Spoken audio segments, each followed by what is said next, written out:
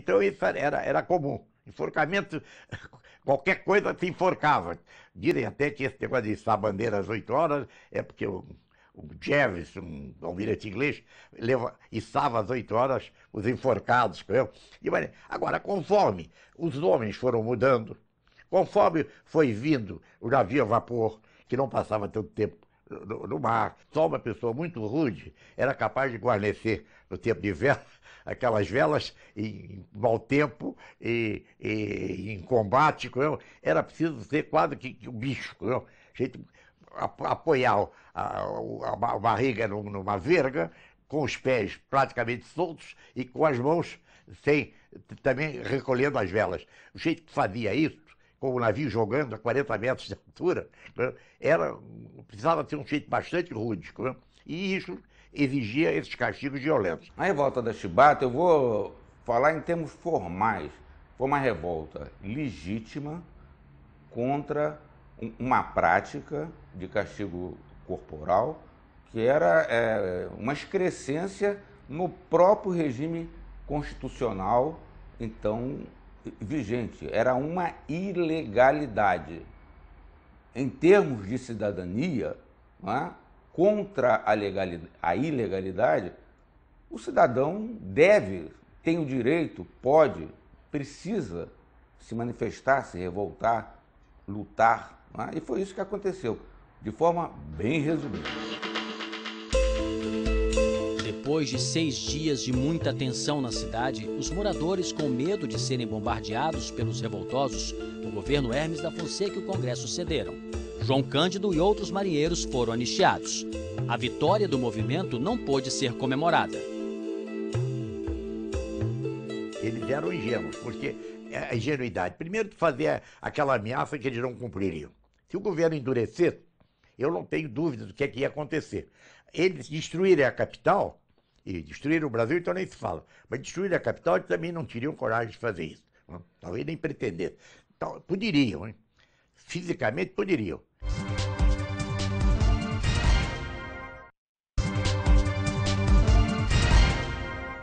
Depois da revolta, o governo criou um clima de revanche e, na prática, revogou a anistia.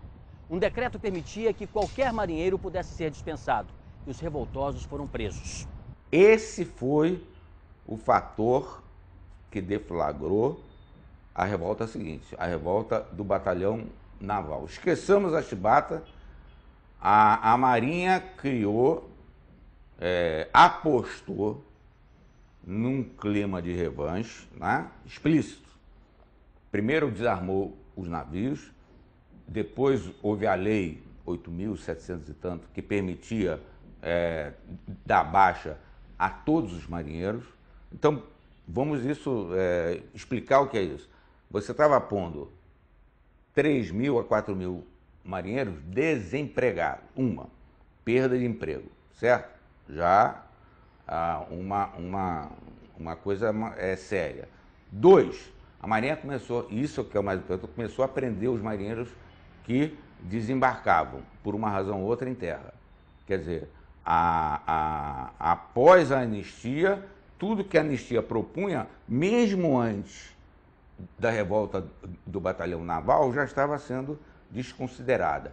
Grande parte dos marinheiros que foram presos seguidamente, depois do dia 27 de novembro, foram levados para onde? Para o presídio do batalhão naval, na Ilha das Cobras. Eles eram os presos que estavam na Ilha das Cobras quando houve a revolta do batalhão naval.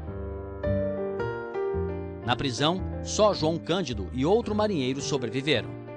Os carcereiros encarregados de prendê-los, de vigiá-los, etc., eram suboficiais do batalhão naval, carcereiros.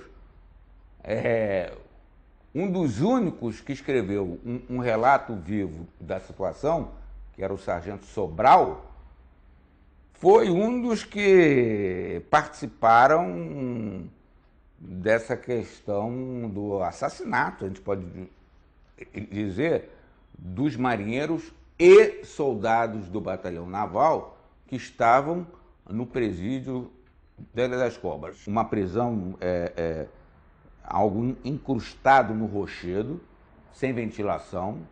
E aí existe uma série de versões, uns dizem que sim, outros dizem que não. É cal, puseram cal, outros dizem que puseram outro tipo de material. Na verdade, eles foram envenenados. Não é bem assim, mas as acusações é que jogaram cal neles durante a noite. Isso não é verdade. Possivelmente teriam lavado com cal, mas de qualquer maneira, com cal ou sem cal, o negócio foi bárbaro. Porque morreram 16. Morreram durante a noite 16. E o comandante do Corpo Fuzileiro Lavage, não confiando no carcereiro, tinha levado a chave com ele. Eles durante a noite gritaram a beça, mas ninguém pôde abrir. Mas eles morreram sufocados? Morreram sufocados, todos eles. Não intoxicados, morreram sufocados. Depois houve até um laudo que diz que eles tiveram insolação. Eles tiveram como se fosse insolação, mas no fundo foi bárbaro isso. Há muito tempo. A abolição dos castigos corporais na Marinha foi uma vitória definitiva. João Cândido tornou-se um mito, independentemente de ideologias. Virou tema de livros, símbolos de lutas políticas, nome de um navio petroleiro e inspiração de um samba que, durante a ditadura militar, cantava a resistência e a liberdade. Conhecido como navegante. Era navegante, almirante, a gente tinha a dignidade de um mestre-sala.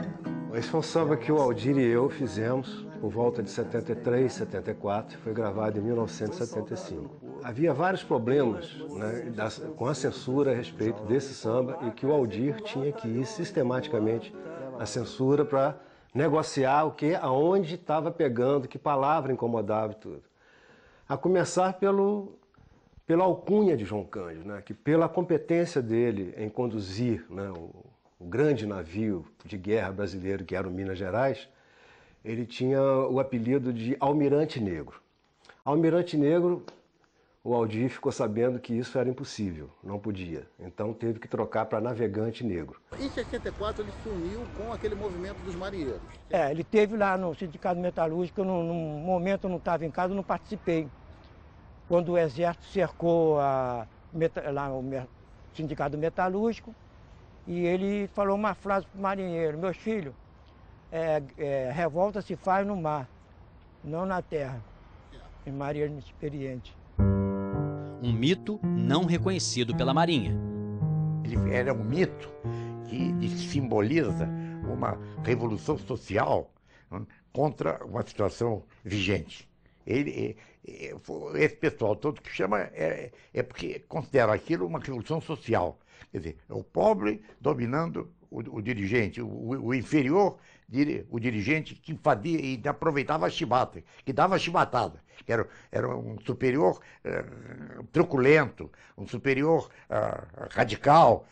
De maneira que era um mito isso. Mas ele não fez nada, ele saiu dali e desapareceu. A revolta da chibata, nós todos sabemos, não é vista de uma forma unânime, né, por segmentos da sociedade, né?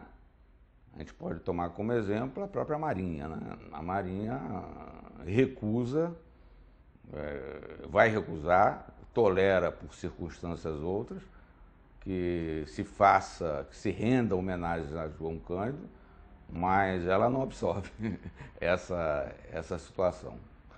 Mas na sociedade civil, sim, ele é um herói já nacional e é um mito, caminha a ser um grande mito nacional. João Cândido foi anistiado, finalmente, em 2008, quase 40 anos depois de sua morte, pobre e esquecido.